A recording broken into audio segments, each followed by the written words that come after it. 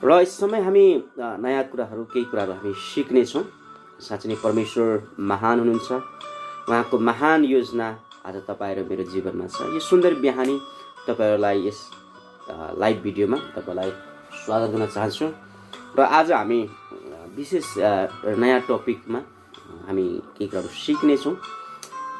हुन त अब त्यति पक्तो त म छुइनँ तपाईँलाई सिकाउनु, तर पनि मैले जानेका कुराहरू तपाईँहरूको माझमा सेयर गर्नु, एकअर्कामा बाँडचुट गर्नु, यसले परमेश्वरले दिनुभएको दिन तपाईँहरूलाई त के न सकिन्छ र त्यही हामीले पाएका आशिषहरू, पाएको केही वरदान, केही ज्ञानका कुराहरू तपाईँहरूलाई आदान प्रदान गर्नेछौँ। र आज विशेष हामी एउटा टपिकमा कुरा गर्नेछौँ। त्यो टपिक छ भूत आत्माबाट छुटकारा। यो विषयमा हामी सिक्नेछौँ। मैले यो ल्यापटपमा पहिलोचोटि गर्दैछु। कतिजनाले वाच गर्दै हुनुहुन्छ, कतिजनाले गर्दै हुनुहुन्छ भन्ने मलाई आशा छ। यो दुष्ट आत्माबाट छुटकाराको विषयमा भन्दै गर्दाखेरि एउटा पहिलो प्रश्न चाहिँ एउटा छ, के क्रिस्चियनहरूलाई दुष्ट आत्मा लाग्छ त? के क्रिस्चियनहरू बिमारी हुन्छ त? एउटा प्रश्न यो पनि हुनसक्छ। के क्रिस्चियनहरू गरिबी हुन्छ त? के क्रिस्चियनहरू थकित, निराश, के उनीहरूभित्र शैतान प्रवेश गर्छ त भन्ने एउटा प्रश्नबाट आज हामी सुरु गर्नेछौँ। अब प्रश्नको प्रसङ्गमै आयो कि क्रिस्चियनहरूलाई भूत आत्मा लाग्छ वा लाग्दैन भन्ने प्रश्न पहिलो प्रश्न हो। दोस्रो, क्रिस्चियनहरू चाहिँ बिमारी हुन्छ कि हुँदैन? तेस्रो प्रश्न, क्रिस्चियनहरू गरिबी हुन्छ कि हुँदैन? यो प्रश्न गर्दै गर्दाखेरि कतिचोटि म अरूको बारेमा अरूलाई बताउनु भन्दा अगाडि म पहिला आफ्नै जीवनमा म प्र्याक्टिकली, किनभने म एउटा ब्याकग्राउन्ड, धामी झाँक्रीको ब्याकग्राउन्डबाट आएकोले गर्दाखेरि म त्यो कति कुराबाट म आफै त्यो महसुस भएको हो। र जब कुनै बेला ममा त्यो एउटा स्पिरिचुअलको आत्मा आउँछ अनि कतिचोटि म त्यो परमेश्वरमा नजिकता पुग्छु है। कतिचोटि म आफै पनि, कतिचोटि मलाई टेम्परेचर रिसको आत्मा आउँछ, कतिचोटि मलाई एकदम कसैलाई देख्नै मन लाग्दैन, त्यस्तो हुन्छ मलाई है। मेरो आफ्नै अनुभव तपाईँलाई म सेयर गर्छु। अनि कतिचोटि म आफै पनि निराश हुन्छु, कतिचोटि म आफै पनि एकदम उल्लासका कुराहरू हुन्छ, परमेश्वरको वचन, परमेश्वरमा एकदम प्रार्थना गर्न, कतिचोटि त्यस्तो हुन्छ। अब मैले भन्ने तपाईँलाई स्पष्ट के भन्न खोजेँ भने हामी यो संसारको बेगमा छौँ। प्रभु यीशुलाई विश्वास गर्ने व्यक्तिहरूलाई दुष्ट आत्मा लाग्दैन भन्ने टपिकमा अब हेर्नुहोस्, कतिचोटि हामी परमेश्वरमा जिरहेका हुन्छौँ। हामी यो आत्मिक युद्धमा, सदैव आत्मिक युद्धमा छौँ भनेर हामी कहिले पनि यसलाई बिर्सनु हुँदैन। हामी सदैव आत्मिक युद्धमा छौँ है। जुन दिनदेखि हामीले विश्वास गऱ्यौँ यीशुलाई, जुन दिनदेखि हामीले यीशुको शरणमा आयौँ, त्यो दिनदेखि हाम्रो युद्ध दुष्टहरूसँग सुरु भयो। अब तपाईँले राम्रो काम गर्दै जानुहोस्, तपाईँले खराब काम गर्नुभयो भने तपाईँलाई केही पनि हुँदैन है, केही पनि हुँदैन। तपाईँलाई कसैले टच गर्दैन। तपाईँले जहाँ रसी खानुहोस्, लडाइँ झगडा गर्नुहोस्, मारपिट गर्नुहोस्, तपाईँलाई कसैले केही गर्दैन। तपाईँले सानो राम्रो काम गर्नुभयो भने हजारौँ प्रश्नहरू तपाईँको अगाडि आइपर्छ है। तपाईँले राम्रो काम गर्नुहोस्, कसैलाई भलाइ गरिदिनुहोस्, तपाईँ भलाइ हुन खोज्नुहोस्, सत्य मानिस हुन खोज्नुहोस्, प्रार्थना गरी। इभन तपाईँले एउटा इक्जाम्पल अझै दिन चाहन्छु। तपाईँ 40 दिनको फास्टिङ राख्नुहोस्। जब तपाईँ 40 दिनको फास्टिङ राख्नुहुन्छ, तपाईँ फास्टिङ नहुँदाखेरि कसैले केही पनि भन्दैन। फास्टिङ सुरु गर्नुभयो, त्यो दिन तपाईँलाई फोनका फोन आउँछ, यताबाट नि खानको लागि बोलाउँछ, उताबाट नि खानको लागि बोलाउँछ, यता आऊ, मिटिङ आऊ, यो आऊ, त्यो है। कतिचोटि त्यस्तो हुन्छ, यो रियल हो तपाईँलाई। अनि तपाईँ जब असल पाइलाहरू चाल्दै हुनुहुन्छ, दुष्टले विभिन्न अखण्डहरूले आफ्नो अगाडि, तपाईँको अगाडि चाहिँ उसले राखिदिएको हुन्छ। अब विचार तपाईँ र मैले चाहिँ यो बुझ्नुपर्ने कुरा चाहिँ के हो भने हामीले कतिचोटि हाम्रा पाइलाहरू चल्दै गर्दाखेरि हामी एकदम निराश हुन्छौँ। हामी परमेश्वरमा अगाडि बढ्न चाहन्छौँ तर खुट्टा तान्ने दुष्टले चाहिँ हाम्रो खुट्टाहरू उसले तानिराखेको हुन्छ। हामी अगाडि बढ्न चाहन्छौँ तर दुष्टले हाम्रो खुट्टाहरूलाई के गर्छ उसले तानिराखेको हुन्छ। त्यही कुरालाई आज हामी विशेष जोड दिनेछौँ। एउटा पुस्तक छ, म त्यो पुस्तकबाट तपाईँहरूलाई केही आशिषको कुराहरू, मलाई धेरै राम्रो लाग्छ उहाँको यो पुस्तक पूर्ण उदास है, उदासीनता। आज कतिचोटि हाम्रो जिन्दगीमा युएल 1 को हामी 1 को 4 मा हेर्छौँ भने युएल 1 को 4 मा जे कुरा सलहहरूको बथानले छोडे ती ठुला ठुला सलहले खाए। जे ठुला ठुला सलहले छोडेका थिए ती जवान सलहले खाइहाले। जे जवान सलहले छाडेका थिए ती अरू सलहहरूले खाइहाले भनेर यी सलहहरूको बथानको आक्रमणको परिणाम युएल 1 को 12 मा यसको सारांशमा यस व्यक्त गरिएको छ। दागको बोट ओइलायो, नेबराको बोट सुक्यो। निश्चय नै मानिस जातिका सन्तानको आनन्द सुकिएको छ। यो खाँचो पूरा गर्न आज परमेश्वरले मण्डलीभित्र एउटा चाल चलिरहनु भएको छ। आफ्नो मानिसको आनन्द, शान्ति र स्वतन्त्रता तिनको जरामै खाइसकेको दुष्ट आत्माहरूबाट प्रभुले तिनीहरूलाई उद्धार गरिनु भएको छ। अब हामी प्रभुमा एकदम अगाडि बढ्न चाहन्छौँ, प्रभुमा आत्मिक तौरले एकदम प्रभुको घनिष्ठतामा प्रभुमा हामी एकदम बढ्न चाहन्छौँ। अनि समस्या परीक्षाहरू हाम्रै पहिला अगाडि आइदिन्छ। जब हामी प्रभुमा अगाडि बढ्यौँ पुरा जोसको साथमा प्रभु हालेलुया भन्दै परमेश्वरमा हामी अगाडि बढिरहेका हुन्छौँ। अनि त्यो समय चाहिँ है विभिन्न परीक्षाहरू, विभिन्न समस्याहरू हाम्रो अगाडि आइदिएको हुन्छ। अनि अर्को कुरा यहाँ अर्को कुरा के भनेको छ भने विशेष यहाँ अब भूत आत्माले कसरी परमेश्वरका मानिसहरूको आनन्दलाई टोकेर नष्ट पार्दछन्। तिनीहरूले डर, निराश, पराजय र गरिबी, बिमारी र दुर्बलता, हताश र आत्महत्या, अप्रसन्नता र घृणा ल्याउँदछ। आज विश्वासीमा घृणा हैन, आज कतिचोटि पास्टरमा घृणाका कुराहरू, कतिचोटि बिमारीका कुराहरू, बिमारी भएर मान्छे प्रभुमा एकदम जोसिलो भइरहेको थियो अनि अचानक उसलाई फेरि के बिमारी आइदिन्छ हैन, कोरोनाको बिमारी के विभिन्न बिमारी, अनि बिमारीहरू आइदिन्छ। त्यो बिमारीले गर्दाखेरि मानिसहरू ऊ प्रभुमा जोसको साथमा घोडा खट्टुड हैन अगाडि बढिरहेको हुन्छ। ट्याप्पै बिमारी भइदिएपछि ला बिमारी भयो कि उसलाई निराशका कुराहरू है, उसलाई टेन्सनका कुराहरू आइदिएको हुन्छ। एकछिन म प्रशंसा गरिराखेको अनि के भयो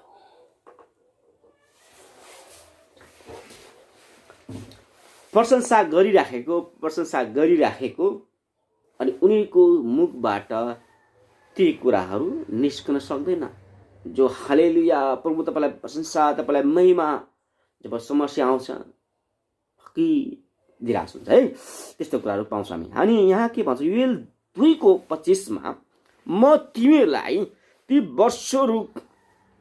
वर्षहरू भर्ना गरिदिनेछु जो ठुला सल्लाह, जवान सल्लाह र अरू सल्लाह अर्थात् मैले तिमीहरूको बीचमा पठाएको मेरो ठुलो सेनाले खाएको थियो। भूतहरूको यो आक्रमणकारी सेनालाई परमेश्वरले आउन दिनुभयो किनकि मण्डलीले प्रभु येशू बाहेक अर्कै झण्डाहरू खोज्न लाग्यो। भर्नाको अर्थ चाहिँ विशेष आज कतिचोटि मण्डलीमा विश्वासीहरूमा त्यो कुराहरू छ। हामी प्रभुमा अगाडि बढिरहेका हुन्छौँ, तर आज कतिचोटि हाम्रो जीवनमा कस्तो हुन्छ भने परमेश्वरलाई पहिलो प्रायोरिटी दिनुभन्दा पनि हामी अर्को चिजलाई पहिलो प्रायोरिटी दिएको। जस्तै एउटा गर्लफ्रेन्डले र प्रभुका छोरीले एकदम प्रभु प्रार्थना गरिरहेको हुन्छ, एकदम आदरपूर्णको साथमा प्रार्थना गरिरहेको हुन्छ अनि उसको ठ्याक्कै अगाडि आइदिन्छ हैन, परमेश्वरको माथि आइदिएको हुन्छ। त्यसपछि बन्द उसले चाहिँ परमेश्वरलाई होइन त्यो केटालाई नै देखिरहेको हुन्छ। त्यो अब विश्वासी भाइ छ भने त्यो बहिनीलाई नै देखिरहेको हुन्छ। अब कतिजनाको जीवनमा पैसा, खालि पैसा देखिरहेको हुन्छ। कसरी पैसा कमाउने कुरा गरियो कि कति म मण्डलीमा पुग्छु, कति ठाउँमा म पुग्दै गर्दाखेरि कति पास्टर अगुवाहरूकोसँग विश्वासीसँग भेटघाट गर्दाखेरि कुरा गरियो कि परमेश्वरमा कसरी अगाडि बढ्ने, कसरी प्रभुमा आत्माहरू जित्ने भन्दा पनि कसरी पैसा कमाउने भन्ने खालि त्यही कुराहरू जता गयो त्यही कुरा। इभन म आफै त म मेहनत अब कमाउँछु होइन, म एउटा सफारी चलाउँछु, मेहनत गर्छु, तर पनि म कति व्यक्तिलाई धेरै व्यक्तिलाई भेट्नै मलाई मन पर्दैन। किनभने भेटियो कि खालि पैसा कमाउने टेक्निकहरू मात्रै कुरा गर्छन् होइन, कसरी पैसा कमाउने खालि त्यही कुरा गर्छन्। म जे कमाउँछु, महिना दिनको 500 कमाउँछु, म त्यसैमा सन्तुष्ट छु। मलाई धेरै पैसा चाहिएन है, मलाई धेरै पैसा चाहिएन, प्रभुको काम गर्न चाहन्छु। तर मान्छेहरूले विभिन्न एरियाहरू दिइरहेको हुन्छ, पैसा यसरी कमाउनुपर्छ, यसरी गर्नुपर्छ, यसमा लगाउनुपर्छ, यो गर्नुपर्छ, त्यो गर्नुपर्छ। बाबा म सबै कुरा छोडेर प्रभुको सेवकाईको लागि र इन्डिपेन्डेन्ट होइन र स्वतन्त्र सेवकाई गर्नको लागि मैले काम गरिरहेको छु। प्रभुलाई धन्यवाद होस्, मेरो बालबच्चामा पाल्न सक्छु, मलाई धेरै रुपियाँ पैसा चाहिएन, म प्रभुको काम गर्न चाहन्छु। आमेन। नभए यदि पैसा कमाउनु छ भने अहिले विभिन्न कन्ट्रीहरूमा म काम पाउन सक्छु, विभिन्न होटलमा काम पाउन सक्छु, तर म पैसाको लागि होइन, प्रभुको सेवकाई म गर्न चाहन्छु। रुपियाँ छ, तर हामी कतिचोटि ती कुराहरूले हामीलाई अल्झाइरहेको हुन्छ है। अनि जब हामी अगाडि बढ्यौँ अनि पहिलो झन्डा चाहिँ पैसा आइदिएको हुन्छ। मण्डलीमा अब कति ठाउँमा हामीहरू भने संस्था आइदिएको हुन्छ। यीशु छैन, संस्थाको नाम नै ठुलो हुन्छन्, बोर्ड ठुलो हुन्छन्। तिमी यो बोर्डको, यो सम्प्रदायको अब यीशु छैन, त्यहाँ सम्प्रदाय छ। यीशु छैन, त्यहाँ डिमिनेसन होइन, त्यहाँ विभिन्न प्रथाहरू छन्। मण्डलीमा आयो, यीशु छैन, यो गर्नुपर्छ, त्यो गर्नुपर्छ, यो खानुपर्छ, त्यो गर्नु हुँदैन, त्यो गर्नु हुँदैन, प्रथाहरू दिइरहेको हुन्छ, रीतिरिवाजहरू दिएको हुन्छ। अनि त्यसले चाहिँ आज मण्डलीलाई यीशुसँग भेट्नै दिँदैन है। यीशुलाई भेट्न चाह्यो कि मानिसहरू यीशु भेट्न आएको हुन्छ, तर आज कतिचोटि हामीले यीशुलाई भेट्नुभन्दा पनि त्यही रीतिथिति रिवाजलाई चाहिँ हामीले के गर्छौँ, अगाडि ल्याइदिएको हुन्छ। अनि विश्वासी त अब नयाँ विश्वासी त्यही रीतिथिति गर्दा गर्दा यीशुलाई 20 वर्ष भइसक्यो, यीशुलाई भेट्नै पाउँदैन है। अब अर्को कुरा, अनि यहाँ के छ भने योएल 2:28 म मेरो आत्मा सबै मानिसमाथि खन्याउनेछु है। म मेरो आत्मा, परमेश्वरको आत्मा, पवित्र आत्मा प्रत्येक मानिसमाथि खन्याउनुहुन्छ। अनि त्यो आत्माको शक्तिले प्रत्येक मानिसलाई एउटा जागृति ल्याउनेछ। अनि त्यो जागृति दुनियाँलाई हल्लाउनेछ। हालेलुया। अनि प्रिय तपाईँ र मलाई परमेश्वरले दुनियाँलाई हल्लाउने व्यक्ति बनाउन चाहनुभएको छ। कतिचोटि हामीले दुनियाँलाई हल्लाउनु छ, हामी आफै हल्लिरहेका हुन्छौँ, प्रिय परमेश्वर तपाईँलाई आफै हल्लिनुको लागि होइन, अरूलाई हल्लाउनुको लागि परमेश्वरले पठाउनु भएको छ। त्यही कारण त्यो हल्लाउनुको लागि केही कदमहरू छन्। अब योएल 2:32 यहाँ व्यक्त गरिएको परमप्रभुको नाउँ लिने हरेकले उद्धार पाउनेछ। परमप्रभुको नाउँ लिने प्रत्येकले उद्धार पाउनेछ। अनि आक्रमणको सेनाबाट उद्धार प्राप्त खन्याएको पवित्र आत्माले विश्वासीको निम्ति एउटा सम्भव तुल्याउनुहुन्छ। ओब्दियाको पुस्तकमा एउटा सुन्दर संक्षिप्त छ, जो चाहिँ मानिसको र परमेश्वरका मानिसको एउटा ठुलो धर्मशास्त्रको नाउँ इजरायल र मण्डलीको रूपमा प्राकृतिक आत्मिक दुवै नाउँ सियोन हो। तर सियोन पर्वतमा चाहिँ उद्धार हुनेछ, त्यो पवित्र रहनेछ। याकुबको घरले आफ्नो उत्तराधिकारको अधिकार गर्नेछ। योएल 1:17 र त्यसै गरी एउटा उल्टाउन नसक्ने पुनर्स्थापनाको एउटा आक्रमण ओब्दियाको पुस्तकले गर्दछ। परमेश्वरका मानिसहरूको सम्पत्तिहरू आफ्नो तुल्याउन र आफ्नो उत्तराधिकार पुनः प्राप्त गर्न सक्नु पूर्व त्यहाँ उद्धार हुनुपर्दछ। सर्वप्रथम त हामीले किराहरूलाई बाहिर निकाल्नु पर्दछ। दोस्रो, यहाँ पवित्रता हुनुपर्दछ। परमेश्वर पवित्र परमेश्वर हुनुहुन्छ। बाइबलले उहाँको पवित्र वचन, परमेश्वरको आत्मा पवित्र आत्मा हुनुहुन्छ। त्यसैले परमेश्वरका मानिसलाई पवित्र जीवन जिउन भनिएको छ। अपवित्रको निम्ति ख्रीष्टमा उत्तराधिकार छैन है। अपवित्रताको जुन आज कति मानिसहरूले यो गरे पनि हुन्छ, त्यो गरे पनि हुन्छ, अनि नराम्रो काम गरे पनि हुन्छ, तिनीहरूको लागि त्यो उत्तराधिकारको कुराहरू छैन। अनि यहाँ विशेष हामी पहिलो कुरा त तपाईँ र मैले चाहिँ हामीले गर्नुपर्ने सर्वप्रथम त हाम्रो यो किराहरू भनेको चाहिँ हाम्रो जीवनबाट रहेका ती नराम्रा सोच विचारका कुराहरू, चिन्ता फिक्रीका कुराहरू, अशान्तिका कुराहरू, होइन, गलत कुराहरू, व्यभिचारका कुराहरू, होइन, चोरी लोभ लालचका कुराहरू, ती सबै हटाउनु आवश्यक छ। दोस्रो कुरा, त्यो कुराहरू हटाइसकेपछि अनि तपाईँमा पवित्रताका कुराहरू आइपर्छ। येशूले प्रेत पावललाई भन्नुभयो, यसरी म माथिको विश्वासद्वारा पवित्र भएकाहरूको स्थान तिनीहरूको पनि पाउनेछ। प्रेत 26:18। परमेश्वरले पवित्र परमेश्वर हुनुहुन्छ। युगौयुगदेखि र पुस्तादेखि उहाँले आफ्ना पवित्रताका शर्तहरू बदल्नु भएको छैन। धर्मशास्त्रका प्रत्येक कुराले हामीलाई भन्दछ परमेश्वर कहाँ पहुँच गर्न हामीले पवित्रताको पाठहरू सिक्नु पर्दछ।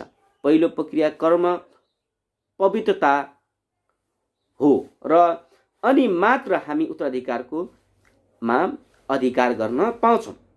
यस प्रतिज्ञाको तेस्रो पक्ष चाहिँ याकुबको घरानाले आफ्नै उत्तराधिकारको अधिकार गर्नेछ। उत्तराधिकारको हुन एउटा कुरा हो, तर तिनलाई अधिकार गर्नु अर्कै कुरा हो। यसलाई इजरायलको ज्योतिमा विचार गर्नुहोस्। धर्मशास्त्र अनुसार तिनीहरूले परमेश्वरका दृष्टिमा विगत 2000 वर्षदेखि आफ्नो देशमा अधिकार गरेका छन्। यस अवधिको अधिकांश समय तिनीहरू त्यसको नजिकै पुगेको छैन। तिनीहरूको उत्तराधिकार तिनीहरूसँग त थियो, तर तिनीहरूले त्यसलाई पुरै अधिकार गरेन। यही कुरा आज धेरै जसो क्रिस्चियन मण्डलीबारे सत्य छ। वैधानिक रूपमा हामीले सुरुबाटै हाम्रो उत्तराधिकार पाएका छौँ र हामीले यसलाई पुरै अधिकार गरेका छैनौँ। केही मानिसहरू भन्छन्, म नयाँ गरी जन्मदा मैले यो सब प्राप्त गरेँ भनेर हामी पाउँछौँ। तर एउटा प्रश्न छ, तिमीले यो सब पाएका छौ भने हामीलाई यो सब देखाऊ, होइन? यदि तपाईँ साँच्चै नै त्यो अधिकार पाउनु भएको छ भने त्यो हामीलाई देखाउनुहोस्। अब चरणबद्ध रूपमा हामी यो कुरा पुरै सत्य छ। हामीले नयाँ गरी जन्मेको क्षणमै हामीले ख्रिस्टमा सबै थोक उत्तराधिकारमा पाएका छौँ। तैपनि अधिकांश मानिसहरूले यसलाई गाह्रो किसिमबाट, अर्थात् एक पछि अर्को चरण, एक पछि अर्को लडाइँमा हामी लडाइँको कुराहरू गर्दैछौँ अनि अनुभव अधिकारले गर्दैन। परमेश्वरले यहोशूलाई आज्ञा दिनुभयो। यहोशूको पुस्तकमा तपाईँले, यसै कारण उठ त यो सब मानिसहरूलाई लिएर यदन पारी मैले इजरायललाई दिन आँटेको देशमा जा। मैले मोसेलाई प्रतिज्ञा गरेको चाहिँ तेरा पैताले कुल्चिने सबै जग्गा म तँलाई दिनेछु। यहोशू 1:2 र 3 परमेश्वरले यहोशूलाई यो आदेश दिनुहुँदा इजरायलीहरूले प्रतिज्ञाको देशमा जमिनमा एकै पाइला चालेका थिएन।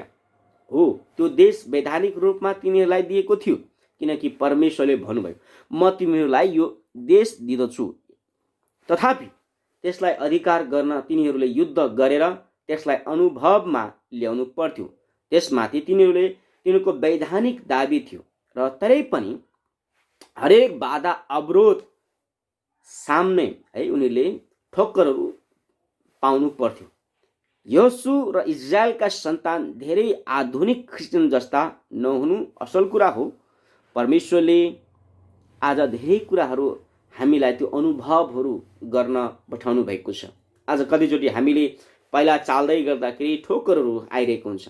जबसम्म ती ठोक्करहरूलाई पार गर्ने हामी अगाडि बढ्दैनौँ तबसम्म हामीले त्यो सफलता, त्यसले क्रिस्चियन जीवन भयो, आहा म उद्धार पाएँ भनेर ढुक्क हुनु हुँदैन। पहिलामा तपाईँ र मेरो जाँचहरू भइरहेको हुन्छ। पहिलामा तपाईँ र म हामी चुकिरहेका हुन्छ। त्यसो पार गर्नु अति नै आवश्यक छ।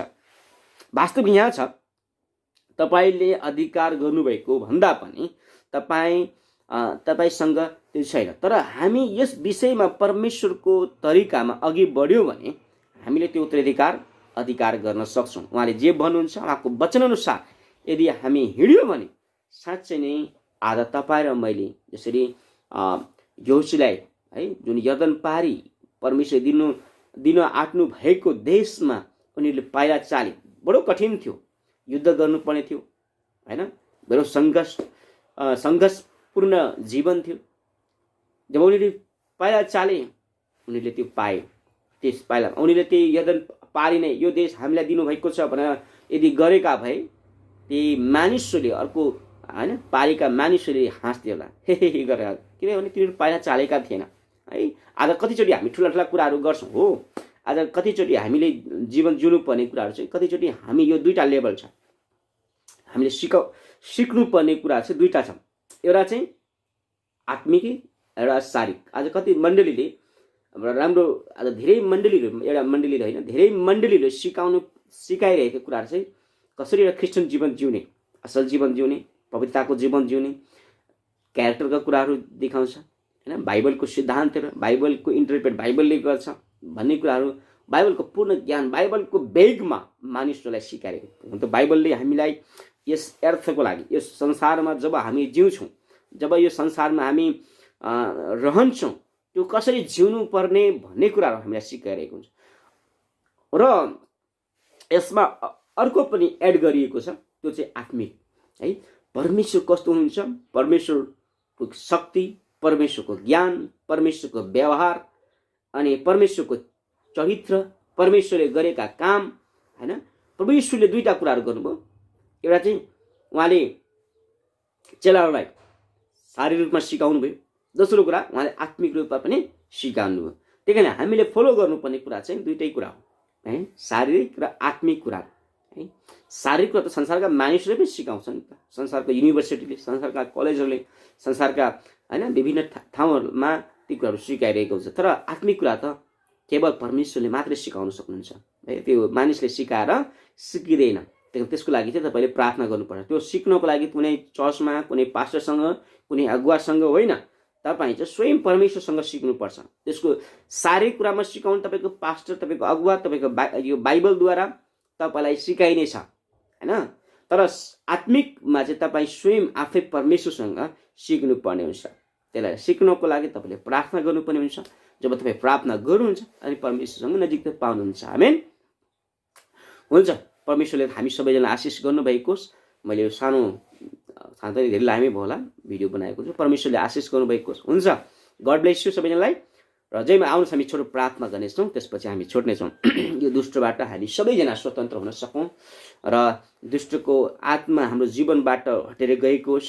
आज कति पिडौलीका आत्माहरू, कति दुःख पीडाका आत्माहरू हाम्रो जीवनमा निरन्तर आइरहेको छ है, त्यसबाट हामी स्वतन्त्र हुन सकौँ भनेर हामी प्रार्थना गर्नेछौँ। आउनुहोस् हामी प्रार्थना गरौँ। सर्वोच्चमा विराजमान दयालु शक्तिशाली परमेश्वर बुवा, हामी प्रार्थना गर्दछौँ प्रभु येशू, तपाईँ राजाका राजा अनि प्रभुका प्रभु, महान अनि पवित्र परमेश्वर प्रभु येशू, तपाईँलाई हामी धन्यवाद दिँदछौँ समयको लागि। पिता पुत्र पवित्र आत्मा, तपाईँले हामीलाई जुन शक्ति, जुन सामर्थ्य तपाईँले दिनुभएको छ, तपाईँको ज्ञान बुद्धि हामीलाई दिनुभएको छ। आज परमेश्वर हामी तपाईँमा है, तपाईँको शक्ति पाएर आज कति मानिसहरू बिमारी छन्, गरिबी छन्, अशान्ति छन् र तिनीहरूको लागि हामी प्रार्थना गर्न सकौँ प्रभुजी। र प्रभु हामीले केवल बोलेर मात्रै होइन, तर त्यो व्यवहारमा पनि त्यो लागू गर्न सकौँ प्रभु। ओ प्रभु, हामीलाई त्यो त्यो त्यो सामर्थ्य दिनुहोस्, त्यो हृदय दिनुहोस् प्रभु, तपाईँको जस्तै हृदय हामीलाई दिनुहोस्, ताकि हामीले, तपाईँले भन्नुभएको छ, म भोका थिएँ तिमीहरूले खाना दियो, म नाङ्गे थिएँ तिमीहरूले लुगा लगाइदियो, म जेल खानामा थिएँ तिमीले हेर्न आयो।